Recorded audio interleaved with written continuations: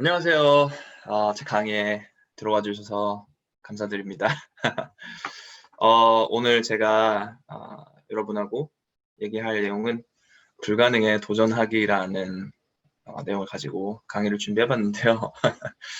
좀 거창한 주제인데 제가 살아온 지금까지 살아온 이런 길에 약간 맞는 것 같아서 그리고 제가 좀 공유하고 싶은 것들도 있고 해서 준비를 해봤습니다. 일단은 이 얘기를 드리기 전에 저에 대한 얘기를 좀 드려야 될 것 같아요. 저는 지금 뉴욕에서 배우로 활동하고 있는 황주민이라고 합니다. 반갑습니다.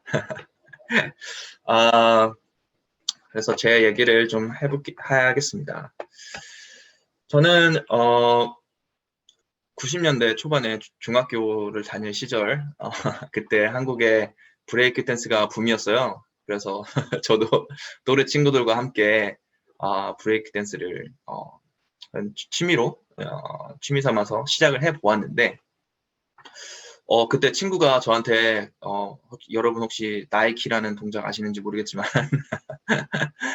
그 동작을 저한테 시켜봤는데 제가 그걸 한 번에 했어요. 그래서 뭐지? 저도 놀라고 그 친구도 놀라고 하고 그때부터 이제 야, 너 나랑 이제 춤추러 다니자 해서 막 이렇게 춤을 추기 시작했는데 춤이 제가 이제 노력하고 시간에 비례해서 실력이 잘 늘었어요. 그래서 저도 좀 재밌고 하다 보니까 춤을 계속 추게 되었습니다. 그러다 보니 어느 순간 이제 춤이 좀 직업으로 되기도 됐는데 그래서 이제 제가 이제 20살 때 춤으로 이제 일을 하기 시작했어요. 그러다가 제가 이제 있던 그 댄스 티어터 한국에 이제 무대 공연을 하게 됐는데 그 공연이 운 좋게 영국의 브로드웨이라는 웨스트엔드에 초청을 받아서 공연을 하게 되었습니다. 근데 거기서 이제 제가 공연을 하면서 이제 빌리 엘리어트라는 뮤지컬 혹시 아시는지 모르겠어요. 빌리 엘리어트라는 뮤지컬을 봤는데 와, 그 작은 빌리가 무대 위에서 노래도 하고 연기도 하고 춤도 추고 다 하는 거예요. 그래서 너무 자유로워 보였어요. 그래서 와, 멋있다. 너무너무 멋있다. 근데 실제로 이제 빌리가 극 안에서 이렇게 하늘을 나는 장면이 나옵니다. 진짜 마법 같았어요. 그 순간이 저한테. 그래서 뮤지컬에 완전히 매료돼서 제가 한국에 오자마자 노래와 연기를 배우기 시작했습니다. 제가 왜 춤에 재능이 있다고 말씀을 드렸냐면, 제가 노래를 배우러 이제 10명의 선생님을 찾아갔어요. 제가 왜 10명의 선생님을 찾아갔냐면, 제가 8명 선생님한테 거절을 당해가지고, 10명 중에 2분의 선생님이 저를 받아주셨거든요. 제가 노래를 진짜 못했나봐요.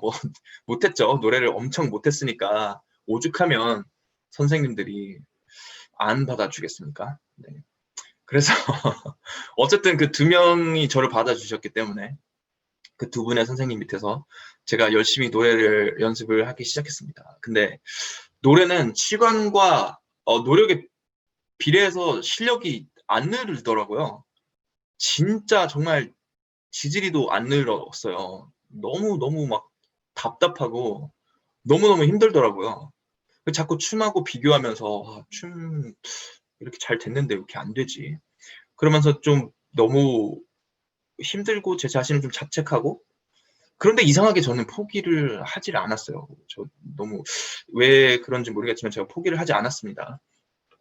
생각해 보면 제가 가졌던 꿈이 그런 이렇게 좀 마음의 상처나 이런 자신감이 떨어진 것보다 더 컸던 것 같아요. 그리고 이제 계속 노래를 배우면서 이제 음대도 지원을 하고 뭐 여러 가지 하려고 해봤는데 음대도 다 떨어지고 다 잘 안 되는 거예요. 그게 잘 안 되고 하다가 이제 결국엔 좀 눈을 낮춰서 음대가 아닌 이제 한국의 콘서바토리라는 곳이 있습니다.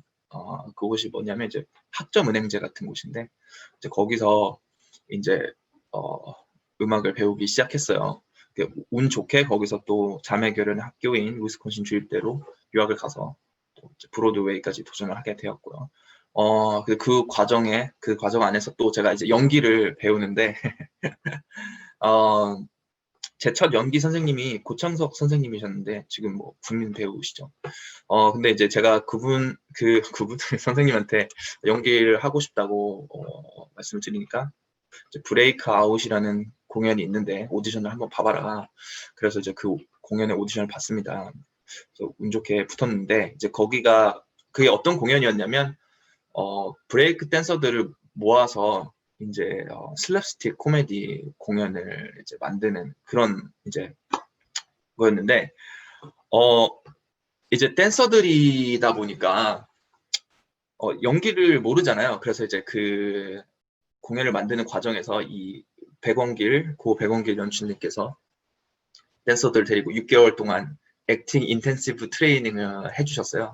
그래서 이제 그거를 고창석 선생님이 아시고 저를 이제 추천을 해주셨는데, 그래서 제가 그 6개월의 기간 동안 열심히 이제 연기를 배웠습니다. 연기를 배우고, 그리고 그 그룹 안에서 연기에 관심 있는 사람은 한 두세 명밖에 없었기 때문에 진짜 저는 제가 제일 잘할 줄 알았어요. 근데 역시나 연기도 제가 재능이 있지는 않더라고요. 제가 그 6개월의 기간 동안 거의 칭찬을 한 번도 못 들어본 것 같아요. 이제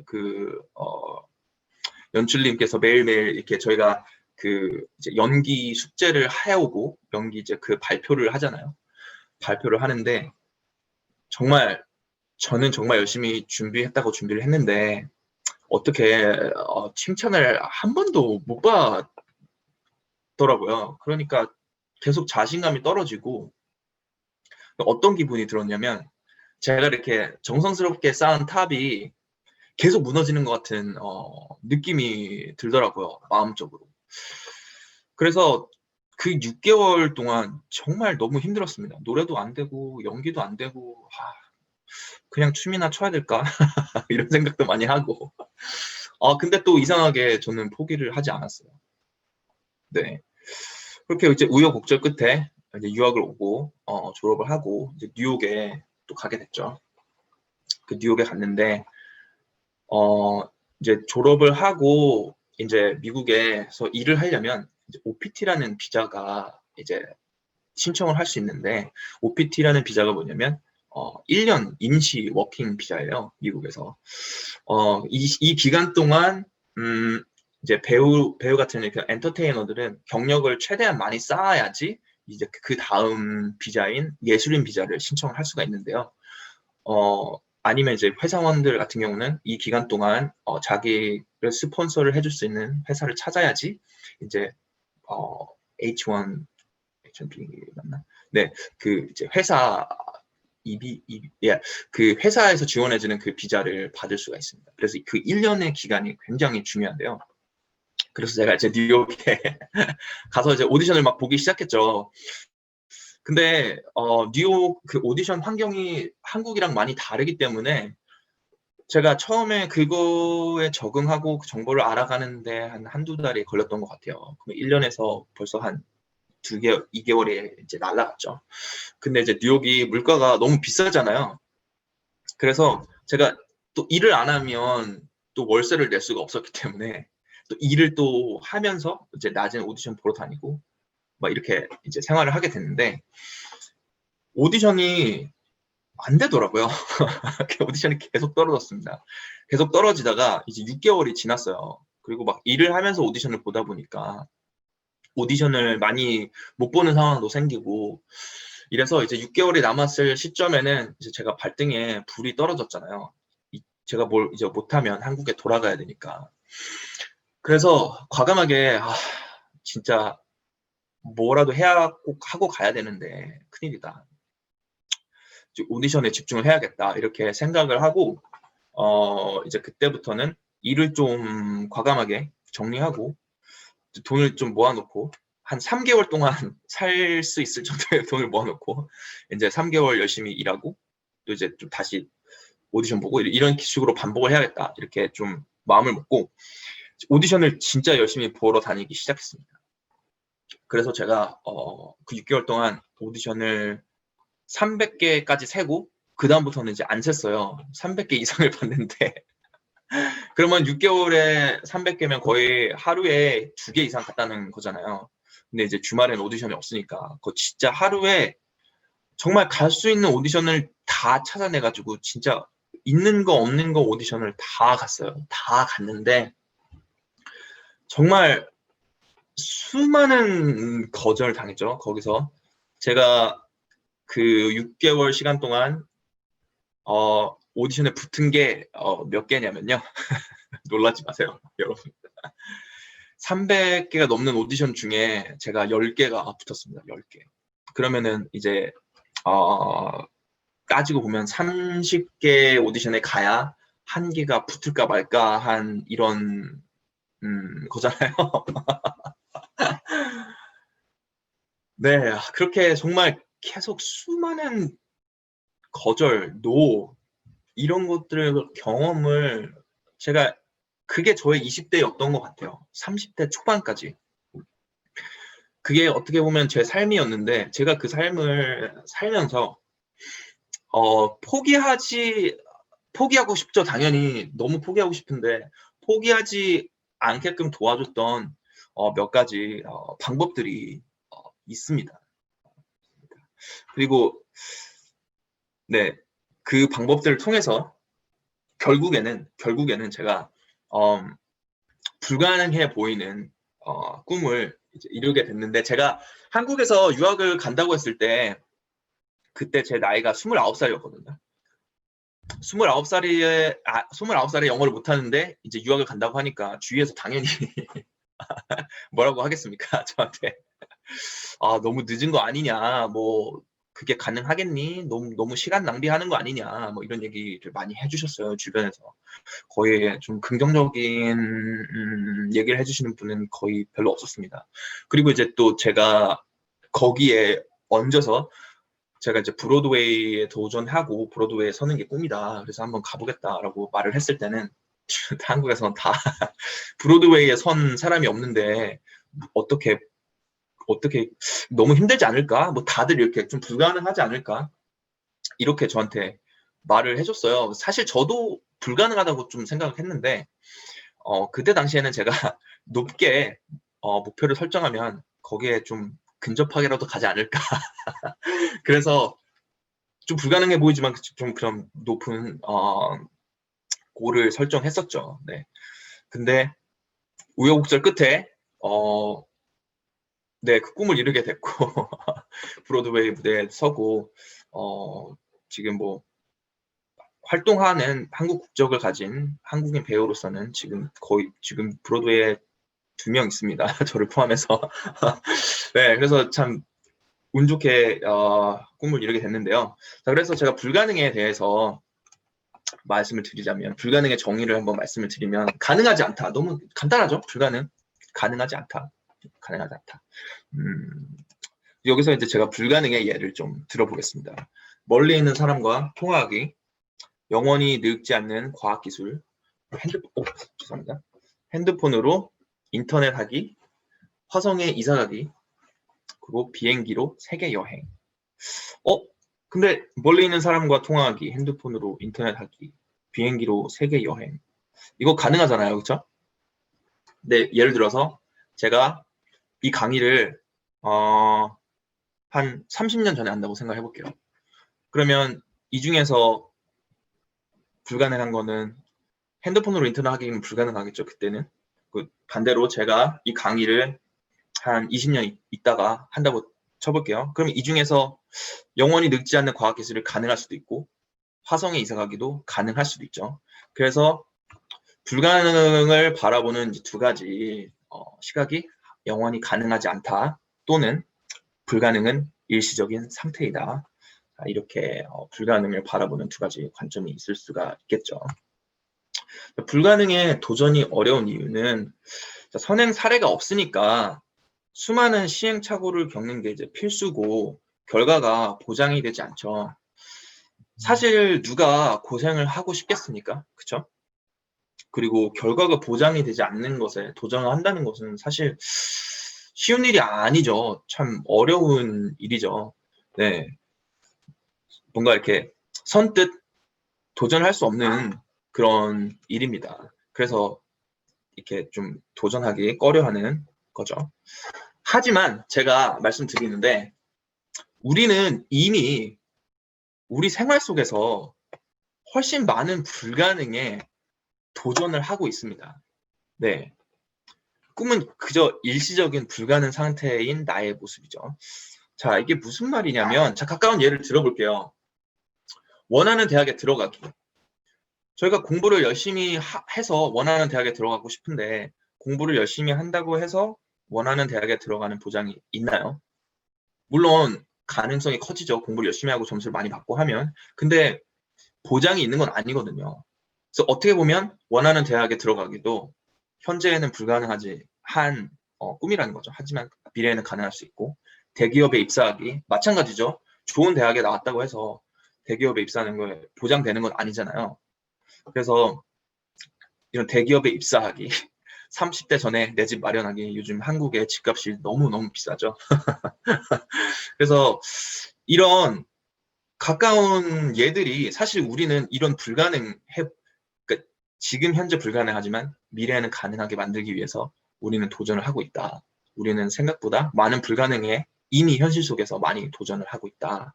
이렇게 말씀을 드리고 싶습니다. 그래서 꿈은 자, 현재 불가능하지만 미래에는 가능한 상태인 나의 모습이라는 거죠. 자, 여기서 제가 이제 꿈을 포기하는 가장 큰 이유에 대해서 말씀을 드리겠습니다. 결국에는 이거예요. 열심히 했는데 안 되면 어떡하지? 열심히 했는데 안 되면 어떡하지? 이렇게 되는 거죠. 자, 그래서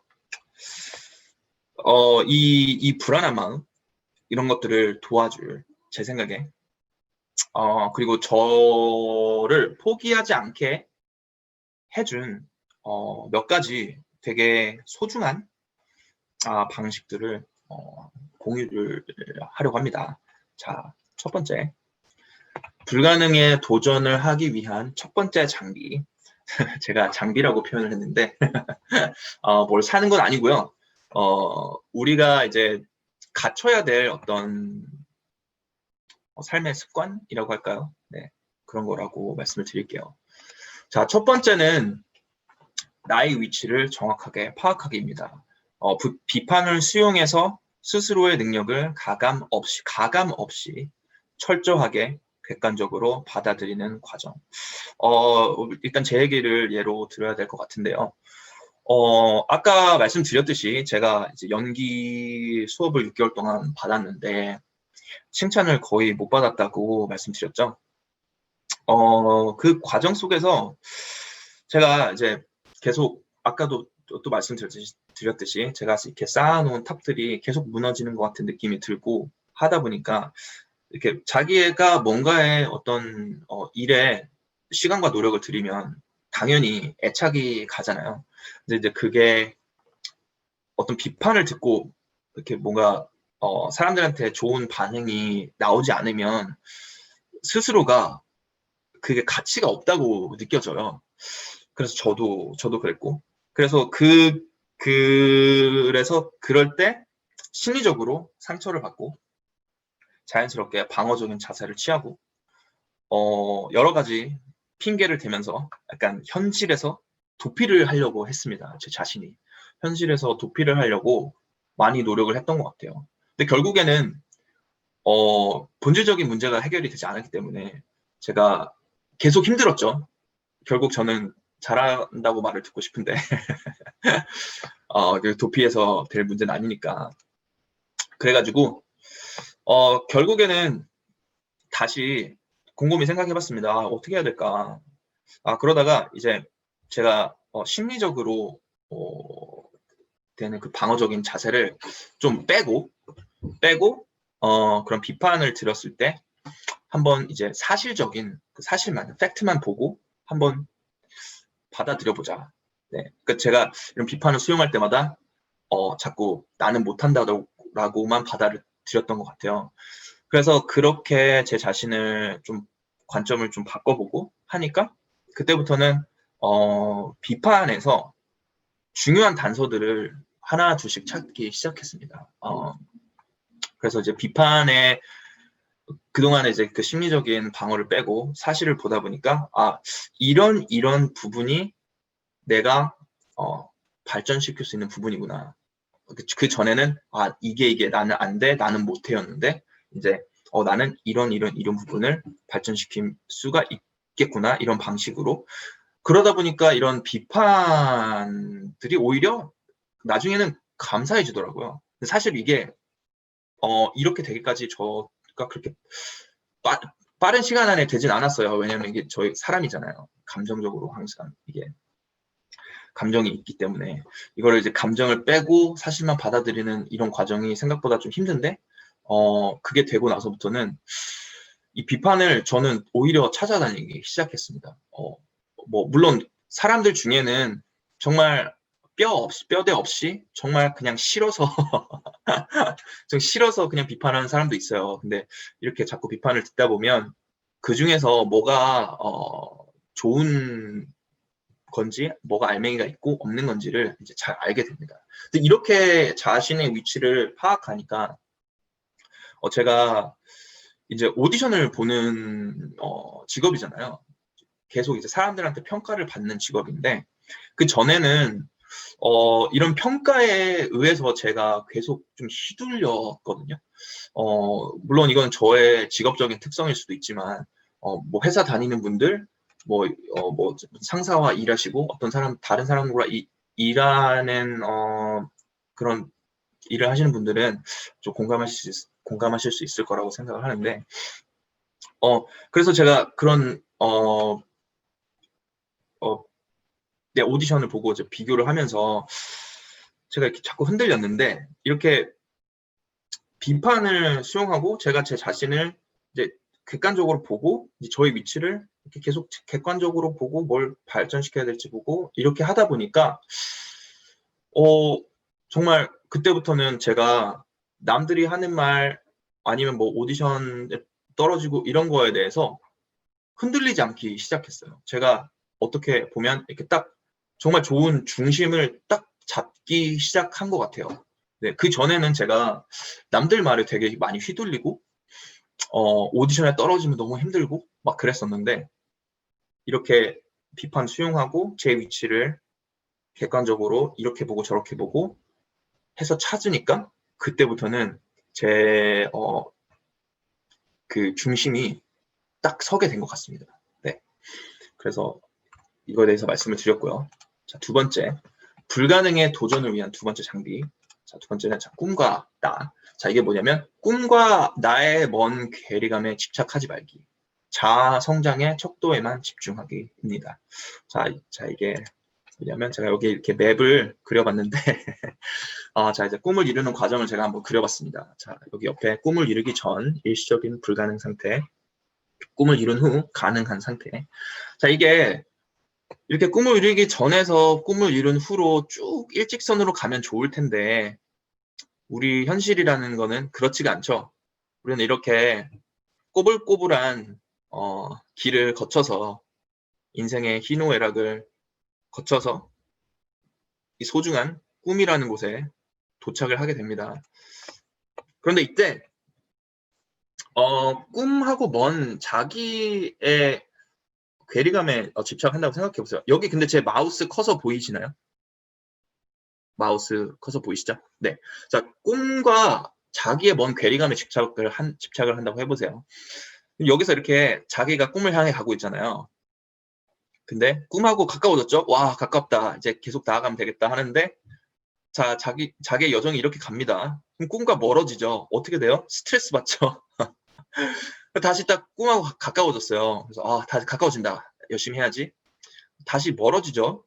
어떡하지? 멀어진다. 되돌아가는 것 같아요. 와, 큰일 났다. 어떡하지? 스트레스 받고 막 자존감 떨어지고 지치죠. 막 어떡하지? 계속 멀어지는 것 같은데 또 다시 이렇게 가까워졌다가 멀어졌다가 이렇게 계속 감정의 롤러코스터를 타죠. 가까워졌다가 멀어졌다가. 네. 그러다 보니까 여러분 꿈을 이루는데 지치면 안 되거든요. 지치는 게 정말 제일 위험한 거예요. 지치면은 포기하게 돼 있어요. 그래서 자기의 꿈하고 먼 자기 괴리감에 자꾸 집착하게 되면 지치게 되어 있습니다. 반대로 나의 성장 척도에만 집중하기를 생각을 해볼게요. 자, 여기 이제는 꿈을 이루기 전만 보는 거예요. 꿈을 이제 그냥 방향성을 가지고, 이제 여기서 이제 자기가 이렇게 가죠.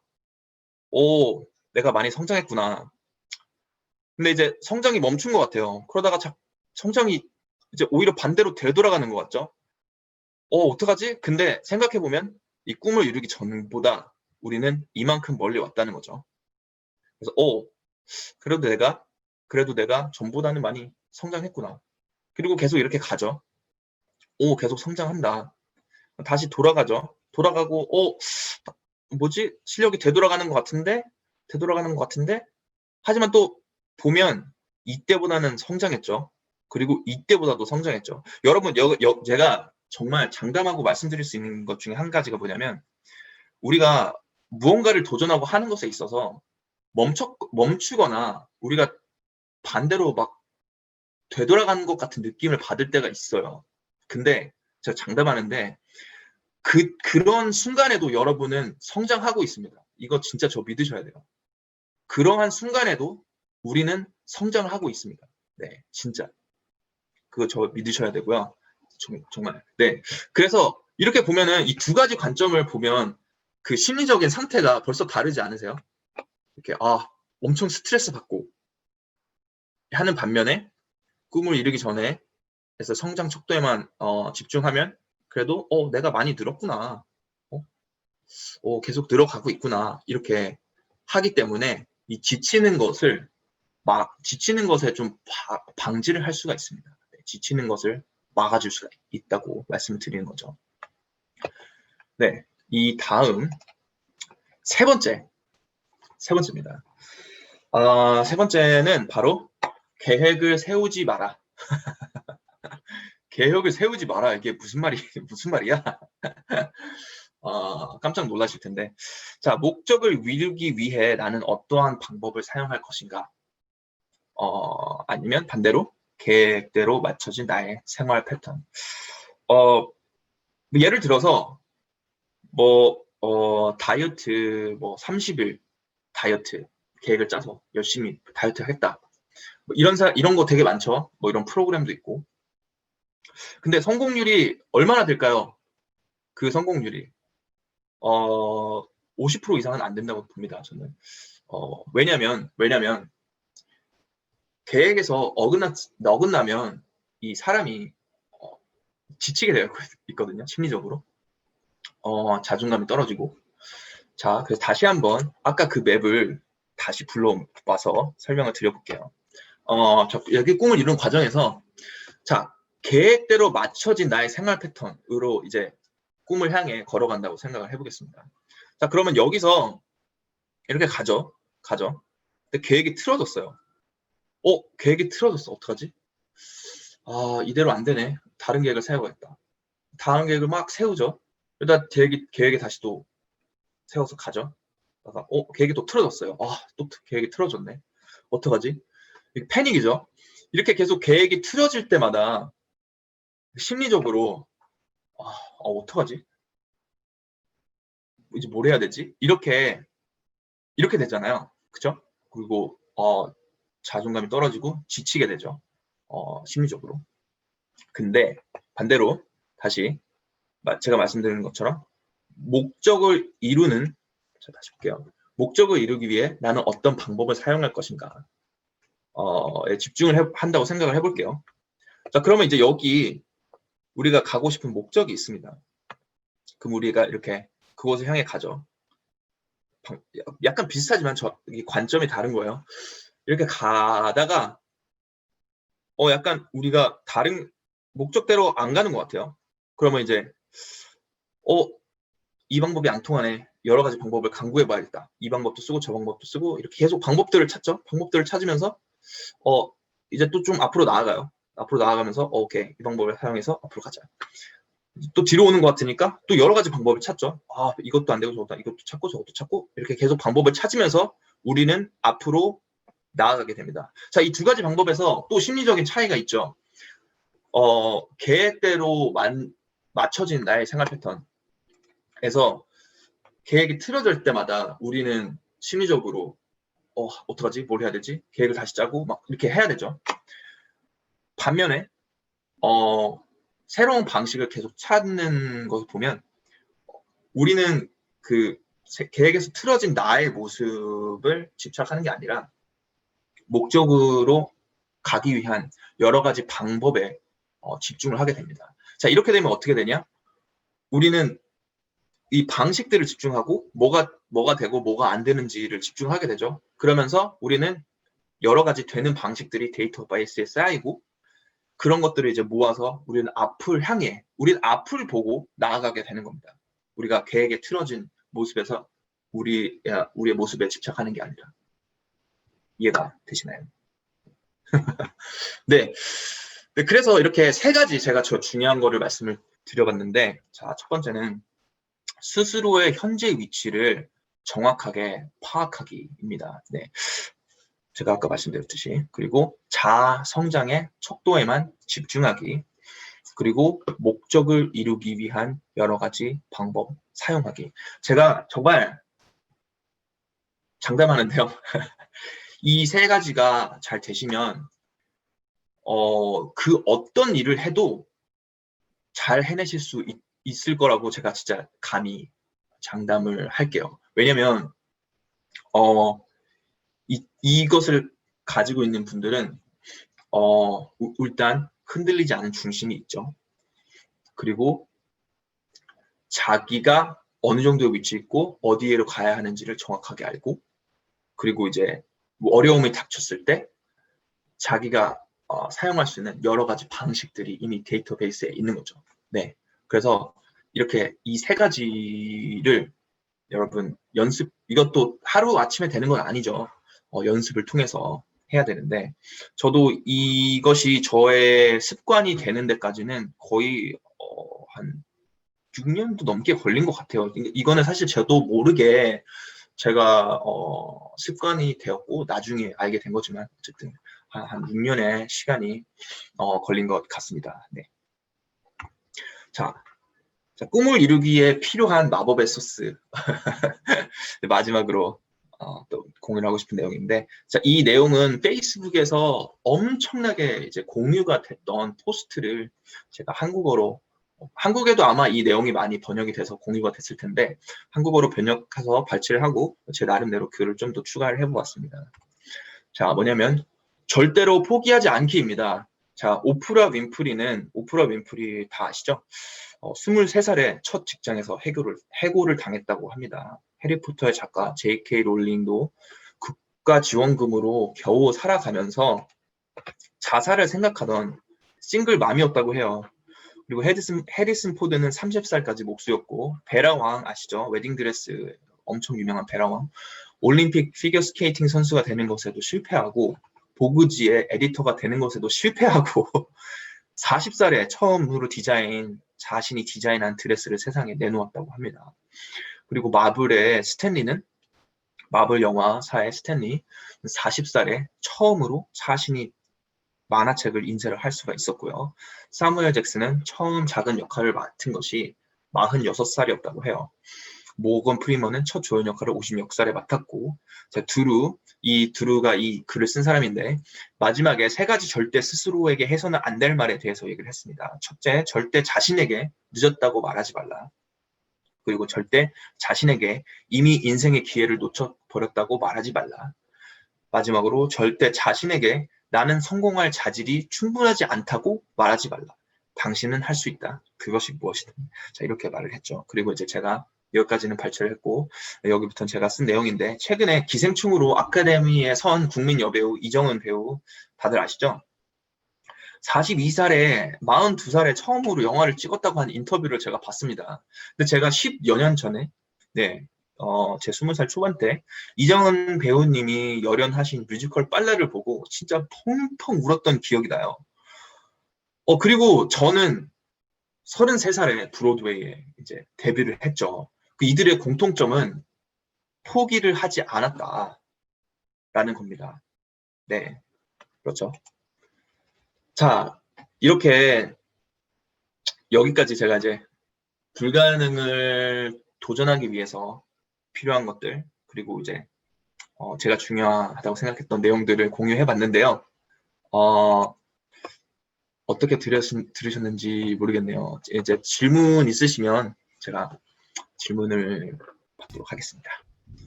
아니면 뭐 공유하고 싶은 내용 있으시거나 혹은 뭐 자기가 지금 현재 처한 좀 물론 공유하기 싫을 수도 있지만 그러면 안 하셔도 되고요. 뭐 좀 처한 뭐 힘든 상황이나 이런 거 공유하고 싶은 내용 있으시면은 질문해 주시면 제가 질문에 답해 드리는 시간을 가지도록 하겠습니다. 네, 너무 감사합니다. 혹시 질문 있으신 분들 있으시면 채팅창으로 부탁드리겠습니다. 이게 뭐, 사실 오늘 강의들은, 불가능에 도전하는 방법, 그리고 그 다음에 연결될 미국의 조직 문화, 미국의 문화, 그리고 입양아의 눈으로 바라본 미국, 이렇게 세 가지가 준비되어 있는데, 여러 가지 관점에서 바라보게 될 거예요. 지금 주민 씨께서 말씀하신 관점도 여러 가지지 않습니까?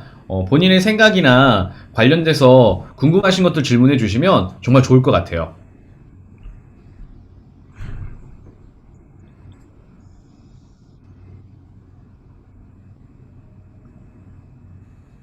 네, 질문이 어, 들어왔네요.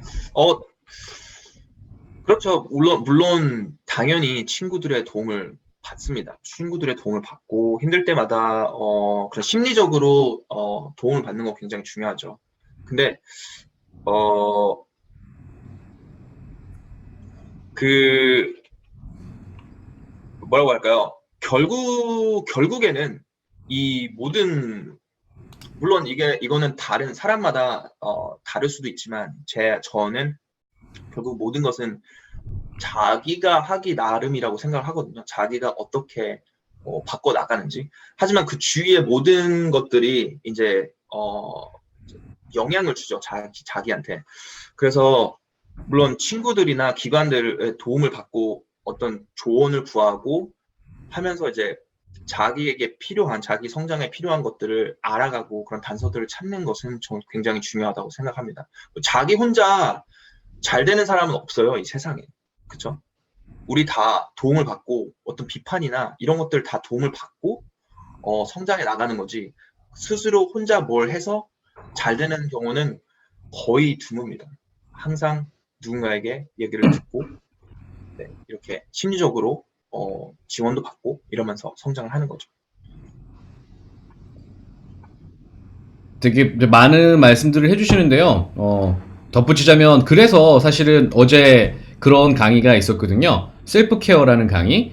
그래서 본인을 컨트롤하고 본인이 지친 본인이 어떻게 스스로 치유할 수 있는지를 본인에게서 찾을 수 있는 분들은 본인이 찾게 될 거고요. 그게 아니라면 외부의 도움을 요청하는 걸 두려워하지 말라라는 게 사실 셀프 케어의 그 여러 가지 방법 중에 가장 중요한 덕목이기도 하거든요. 그래서 셀프 케어를 정말 잘 하셨으면 좋겠습니다. 또 다른 질문 있으신가요?